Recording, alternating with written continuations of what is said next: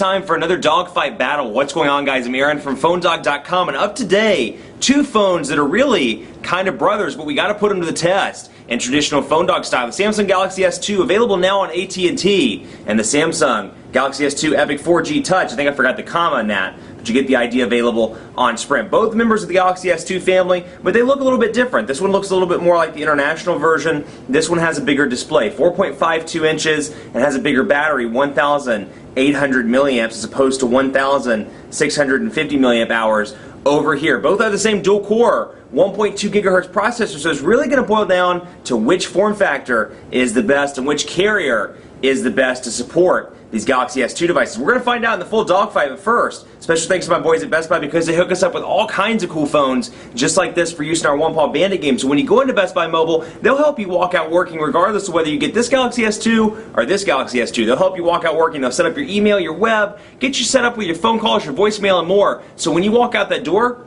it's a phone. You don't have to spend 15, 20 minutes, 2 hours setting everything up at Best Buy Mobile. You'll walk out working. Enough of that. Let's get into a dogfight. So for part two of the battle, let's jump right into the meat of it, and that is speed test, my friends. Speed test. Let's take a look at quadrant standard on both of these devices and see which one comes out on top, because after all, they're both Galaxy S2 devices. They both have the same processor, so it'll be interesting to see which one wins. But I'll talk a little bit about call quality first. Call quality's been great on both of these devices. The earpiece is nice and loud on both the Galaxy S2 and the Epic 4G Touch. But one thing I will say, the data speeds have been dramatically different. Sprint's been having network issues. It's not just tied to Charlotte. You know, I've had the issues in several different areas in the Charlotte area, but also experienced it in Orlando and parts of Manhattan and in San Francisco. And it's, you know, if you Google search Sprint 3G data issues, you're going to see them as well. There are issues going on right now. I'm not sure why, but the data speeds have just been painfully slow. It took me 3 to 6 minutes to send a tweet the other day, or at an average 3 to 6 minutes. One took me as long as 6 minutes. And just little things like viewing mobile content from AP and more. So it's pretty frustrating. If you're looking for consistent data performance, the AT&T Galaxy S2 one is a little bit better. I love the body of this one, though, and the bigger display, but unfortunately the data speeds have just been really rough lately. So here's to hoping that Sprint has that, or they changed their network around for that October 7th event. Maybe they announced some new 3G cell sites, or they announced something as part of Network Vision and as a part of their investor event on October 7th. 3,409 over on the Epic 4G Touch, and it's still sending over here, so we'll see which one wins the award. Sending benchmark results. Anyway, I'll keep talking about the data stuff because it is pretty interesting. Oh, never mind.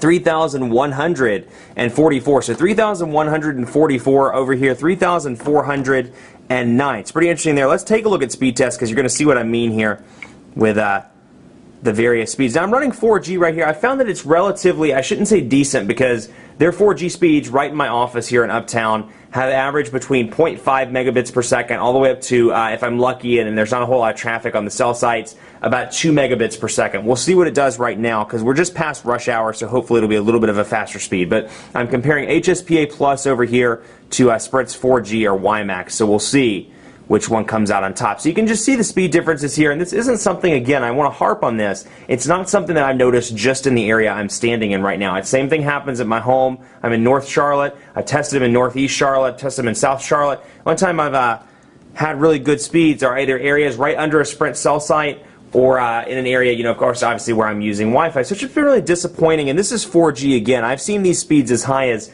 6 and 7 megabits per second in the past. I'm not quite sure what's going on right here, but you kick it down to 3G, and it gets even more frustrating. So it's going to be, you know, these data drives everything we do on these devices, from updating the weather widget to looking at AP News to checking our Gmail. And if you don't have a good data performance, unfortunately, that just bogs down the device and makes, you know, where you can't use 95% of its features. So hopefully they'll get that fixed. I hope they're working on that right now, and hopefully we'll hear a little bit more about that at their October 7th event, because I still do like Sprint as a company. I think they're great. They're very scrappy, and I love that. They have a good corporate environment.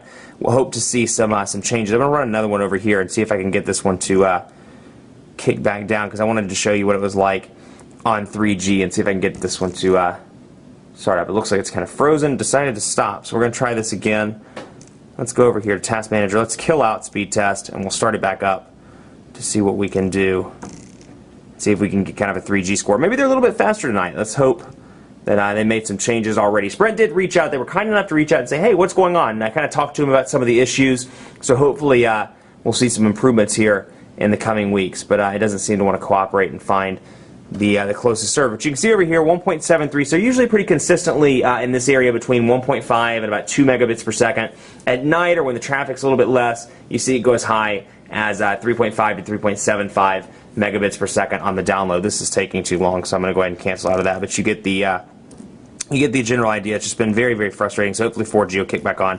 I want to show you the Android market, because if you don't use an Android device or if you worked with one in the past, there's a new Android market that's come out. And it's a huge improvement over the previous versions. It looks better, and most importantly, it groups together apps, games, books, and movies all in one convenient place. So you can get your games, you can get your books, you can even get your apps and your movies. So it's kind of redundant, but you get the idea. So we'll go into movies, for example, and you can see here what comes up. And they've kind of done this, I say this in all the videos, but it's kind of this Metro UI look, kind of like what we've seen with Windows Phone, where you have a rectangle here and a square, or a smaller rectangle here and a square here and another rectangle. It kind of attracts your eye to various spots with the picture. So a lot of different options, and then of course you can go to top rentals and you can go to new releases, and they kind of show in these little squares, and you can go over here to You Got Served. You Got Served. Beat the World. It shows the synopsis, cast and credits, and then the reviews. And then user also viewed. I don't know why the connection timed out, but we'll see here. New World, American Violet, and more. So you got your movies over here, and you got your apps as well. I didn't mean to cancel out of the Android market, but we'll let that one load up as well. Apps over here, and you can see it's loading up. And so we'll go over and take a look. I want to show you what it looks like. I kind of give you an idea of the display difference here, because hopefully you can kind of see it in the camera here. We'll look at top paid and top free, just so you can see the different sizes. It is noticeably bigger on the Epic 4G Touch, so it's nice to have the added space. So we'll go over here to Google Maps, for example, and you can, now that I have it installed, I can open it or uninstall it. It shows me some screenshots, it allows for automatic updating, shows rates and reviews and what's new, descriptions and more, reviews. Users also view market content, more by Google, and more. And then you have share and search up here. So it's just a better look for the market, and it combines, again, all the music, or all the books rather, and all the movies into one spot. So it's just an easier place to download. And then you also have, I'm going to go back here so you can see, Samsung's Media Hub, which I'm going to open it up on both devices again just so you can get an idea of what it looks like. So Media Hub on both of these devices is going to go ahead and accept that. And you can see you can rent movies, you can rent TV shows, and you can view those on your device. So you have your carousel up here, and I forgot there's an update available on that one, so it's not going to let me look at it until that's updated. But you can see what it looks like over here. Fast 5, for example. You can own it for 18 bucks, rent it for 4, and you got the description, the summary, and more all the way down there at the bottom of the page. So you can rent movies when you're going on a long trip, rent those out. You've got 24 hours with all of those, and that's a pretty cool feature. So battery life on both of these, excuse me, has been pretty interesting, because this one has a 1,650 milliamp hour battery. This one has an 1,800 milliamp hour battery. It has a bigger display, but what's been particularly interesting to me is I haven't really seen that display take as much of a toll on the battery. So the battery life is still better, at least in my testing, still better on the Epic 4G Touch than it is on AT&T's Galaxy S2. It is a bigger battery, but apparently they didn't need all that extra milliamp hours in order to compensate for the screen, because I still get, pretty comfortably a day of use with moderate use out of the Ep Touch. With this one, get into like 7 or 8 o'clock at night, and I'm having to charge it. And so it is a noticeable difference. Now, Samsung devices do take forever to charge. That's one thing I will say. If you're like me and you live off that 15 or 20 minute charge while you're in the car, or you're running between meetings, or you're doing a million things, it's not going to work as much on this device. You're going to get 1 or 2 percentage points. They charge very, very slowly, so that's something to keep in mind. So keep around a spare battery, keep around car chargers in your office, things like that. And let's take a look at the cameras. Now, both have 8 megapixel cameras. Again, these devices are almost the same. So it's going to be hard to point out little things like this, but we're going to pull out the iPhone. We're going to bring it over. Since it's a hot topic since the launch or the announcement of the iPhone 4S, we'll bring over the iPhone, and I'm going to try and get it out of that way so I can try and get a clear shot here. No physical camera buttons on either of these devices, and actually that's too glossy to take a picture. Let's take a picture of this reward certificate from Best Buy. Best Buy Reward Zone certificate. So we're going to go ahead and bring it over like this, and we're going to click on it like that, and I'm going to try to get in on this text. See if I can press it down to focus, and then lift it up, take the picture, and there we go. So you can see out far enough so we can see here. Bam. So you can see the text is pretty clear, pretty easy to read. Again, that larger display really comes in handy with pictures and things like that. Now I'm going to come down here and do the same thing. And you can see the camera. So again, just a very basic, simple camera test here, and both of these shoot video at 1080p. But one thing I will say, the camera just seemed to be a little bit better on the, or at least the shutter button seemed to be a little bit better. Did you see how quickly it focused in on that text? I was holding them both with my hand down like that, almost exactly the same length apart, and it took 2 or 3 times for the Epic 4G Touch to pick up. This one did it right away and snapped it. The text is nice and crisp and clear, whereas over here, you can kind of see, and again, because of the smaller display, this is where it comes in handy. The colors are a little bit more rich. So on the camera front, I'm going to have to give it to the Galaxy S2. Obviously, this is, an unofficial test, and it's a very, very tight test at that. But I think the Galaxy S2 is the winner, at least, on the mobile device. So that's something to keep in mind. Now, one other thing I want to show you is TouchWiz extends out to, all things on this device. I'm going to pull these away so I can show you the phone real quick and show you what that looks like. Now, same tabs up there, logs, contacts, and favorites, but you got some differences to the shortcut buttons down here. You've got voicemail, call, back, call, message, and then back over here. So one interesting thing when I was using the Epic 4G Touch, I'm in such a habit of having that call button there right in the center that when I went to the Epic 4G Touch and used it for a couple of days, I kept trying to press the messaging button instead of the call thing. So something you can get used to, something that's definitely, you're able to adjust to, but still kind of like the placement of it a little bit better. And it's always cool to see those little differences between devices. So here's what the contacts list looks like, and you can see kind of these color-coded pictures. And we'll go into Rick James, for example, and you can see just below info, history, activities, and media. You can see the text messaging icon, which again looks different on the AT&T version. The contacts I have, the number, and then default ringtone, and then again history, activity, media. So history will show how many times I've called or text messaged Rick James,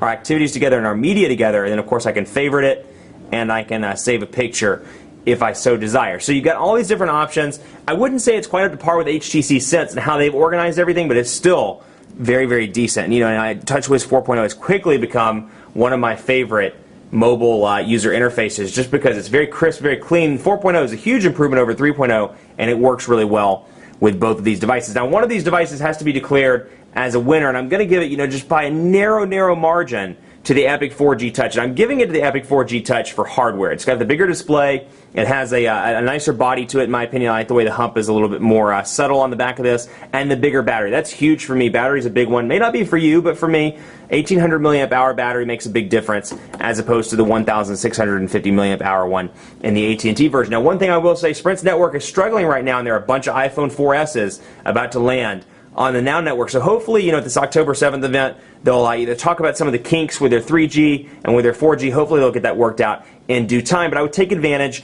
of that network trial that they have. Put it through its paces, take it to work, make sure you have it at home, take it all the places you use it on a regular basis, and see how quickly your data is performing. Because after all, like I said, I hate to harp on something so much, but data from the weather widget here, to the news widget here, to the weather widget again over there, it's all data-based, you look at email, it's all based on your data connection, and that can make or break your overall experience on a device. But the Epic 4G Touch is the winner. Much more coverage to come on PhoneDog.com with both of these devices. We'll have dogfights between these with other devices, other hot Android devices, the iPhone 4S when it comes out, and more. Be sure to like us on Facebook, because all kinds of cool content is on there as well. Facebook.com/PhoneDog, and like me on, or follow me on Twitter, PhoneDog_Aaron. Let me know what you think. If you've got the AT&T Galaxy S2, you think it's the hottest thing since sliced bread, you don't like this one, or vice versa. Let me know what you think. PhoneDog_Aaron, and on Facebook at Facebook.com/PhoneDogAB. Thanks so much for watching. We'll see you next time.